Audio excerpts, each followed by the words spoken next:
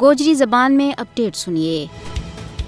بھارت مقبوضہ جموں کشمیر پر اپنا جھوٹا بیانیہ نہ اگے بداؤن کے واسطے سچائی نہ تروڑ مروڑ کے پیش کرن کی ناکام کوشش کر رہی ہے۔ مودی حکومت دنیا کی اکھان کے مٹی سٹن کے واسطے مقبوضہ جموں کشمیر کی سنگین صورتحال کے متعلق کوڑو پروپیگنڈا کرن کو ارادہ رکھا ہے۔ بھارت مقبوضہ جموں کشمیر میں نام نہاد معمول کی حالات کی واپسی کا اپنا پورا دعویٰ نہ اگے بداؤن کے واسطے لگاتار جھوٹ بول رہی ہے۔ مقبوضہ جموں کشمیر میں معمول کا حالات کا واپسی کا بھارتی دعویٰ ایک مخول دے علاوہ اور کچھ نہیں ہے۔ شفاق بھارتی فوجیاں نے مقبوضہ جموں کشمیر نہ ایک جیل کے بچ پٹا دیتا ہے۔ یہ ہر دیہڑا کی بنیاد کے اوپر انسانی حقوق کی دجی بکھیری جا رہی ہے۔ مودی حکومت نے کشمیری عوام دے جیون کا حق سمیت ہر ایک حق حاصل لیا ہے۔ بھارت نے مقبوضہ جموں کشمیر نہ دنیا کا سب سے بڑا فوجی خطہ کے بچ پٹا دیتا ہے۔ دنیا بھارت نہ کشمیری عوام کا اپنا مستقبل کو فیصلہ آپ کرن کو موقع دے ہے، جس کو فائدہ بھارتی حکمران اقوام متحدہ میں دنیا نہ گواہ ٹھہرا کے کشمیری عوام کے نام کر چکیا ہے۔ کشمیری